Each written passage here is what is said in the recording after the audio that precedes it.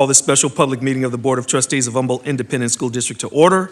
Moving to our first item of business, public comment. Seeing that no one has signed up to address the board, we will move to closed session.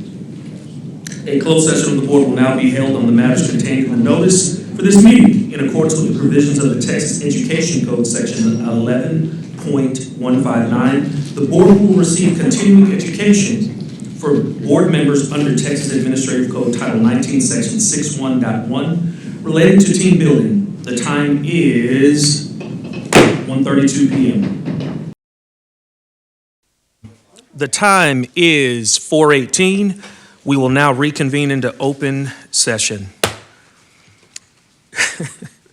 The time now is 4:18.